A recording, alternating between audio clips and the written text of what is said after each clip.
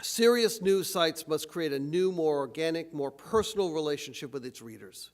While there has been a letter to the editor form in newspapers since the 19th century, journalism's relationship with our readers, up till now, has been one-sided. We need to be able to respond to our audience's demand for interactivity, community, multimedia, news, and information on an increasingly wide range of topics. We have to respond to their desire to do something with the content we make. Our readers want to share it, or blog it, or comment on it, or tweet it. They want to use our journalism as the raw material for what they create. This can be a very good thing because it does enhance our audience's involvement with our sites, but it also takes us back to issues of authority and what is and is not real journalism. And we want them to feel that they are part of a vital, ongoing conversation and that there is something missing in their lives when they stay away for too long.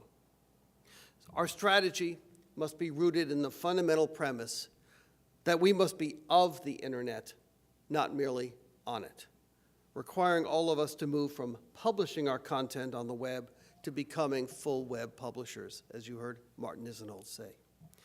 For years, we hoped that financial success would just come from making our products more accessible, informative, and entertaining. The idea was simple: work harder, be more creative and thoughtful, and the revenues will return in force. Regrettably, there were larger, more complex forces at work, and we are now confronting some hard truths.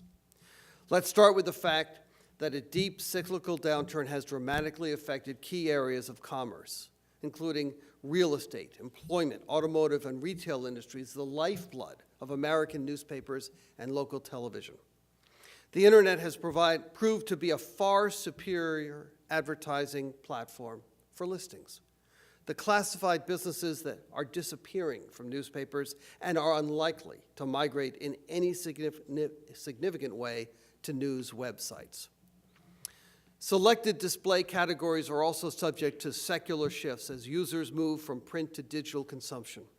Beyond that, marketers are growing skeptical of the ability of display ads on any platform to capture the consumer's attention in a fragmented media landscape. And internet businesses have proven incapable of replicating the economics of print. Few people have been willing to pay for online news. Advertising rates for online inventory are relatively low, and news websites are poorly organized to take advantage of the contextual advertising model that dominates the internet. With this in mind, there are now all kinds of solutions and tactics being offered up to allow online news sites to adapt financially to these changing conditions, but it's a little bit like the banking crisis. We all know there's an answer out there somewhere. We're just not sure what it will turn out to be. So the immediate response of journalism organizations, including ours, to all this economic and technological disruption is to make substantial expense reductions. These have included closing production facilities, creating new methods of distribution, reducing the size of our newspapers physically, and, of course, layoffs. Remember what Bill Schmidt, the Times' deputy managing editor, was saying about the expense of keeping reporters in Iraq? Now, with the sad state of news media finances, there's been a substantial reduction in coverage of that critically important area of the world, and Afghanistan will undoubtedly also receive short shrift from the world's newsrooms because of cost.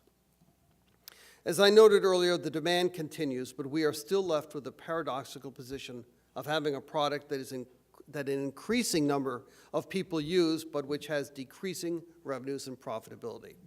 This, coupled with radically different user experiences, argues for new goals and initiatives. We need a thorough and realistic assessment of the audience scale necessary to achieve our respective economic ambitions, or consider alternative business models. We must engage in a deep and realistic examination of the value we add for marketers, of the services that we offer today to support that value, and of the new services we will need to offer in the future. We must invest in creating the skills and competencies to accomplish these things.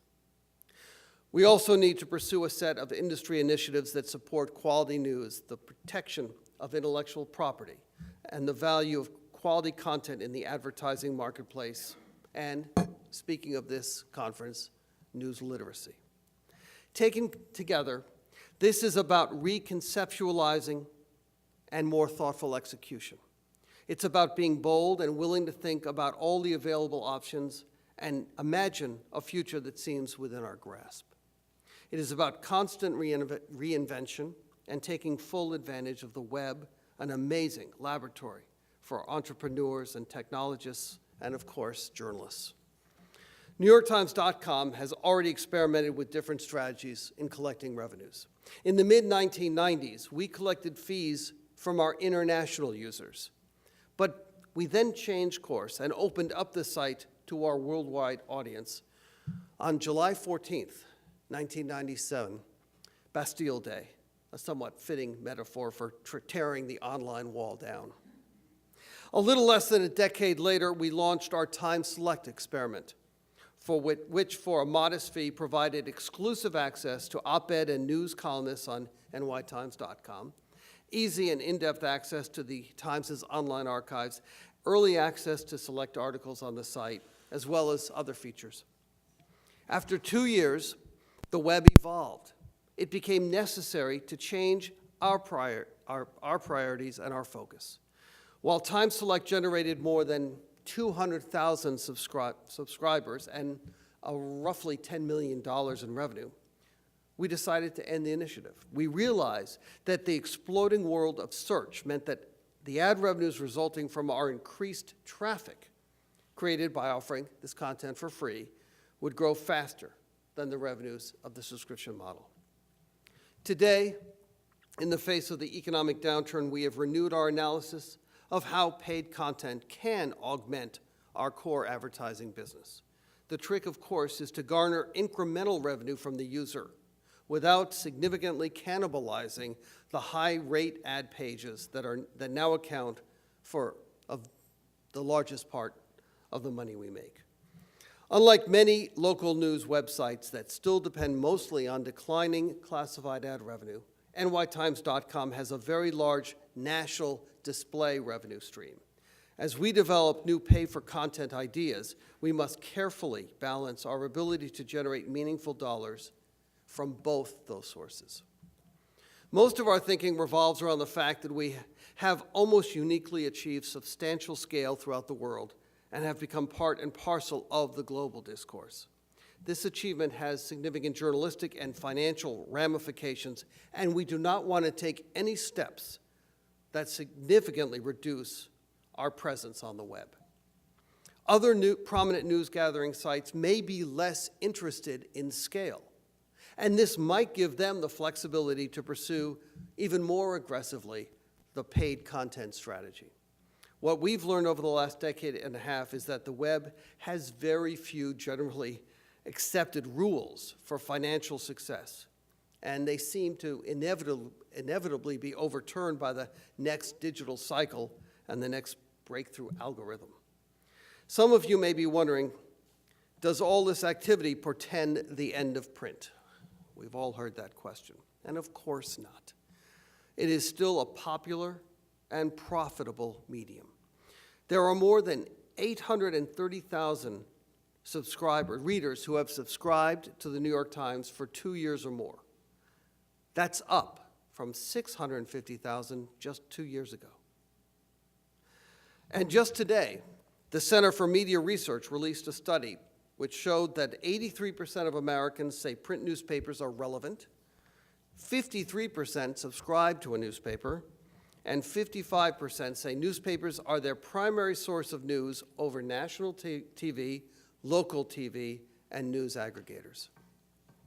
This is good news. Print and digital can coexist in the marketplace. But as we've learned over the past 15 years, we need to become even better at integrating our print and web properties. They offer two very different products and two distinctly different value propositions. Our challenge is to both integrate them while embracing the unique strengths each medium has.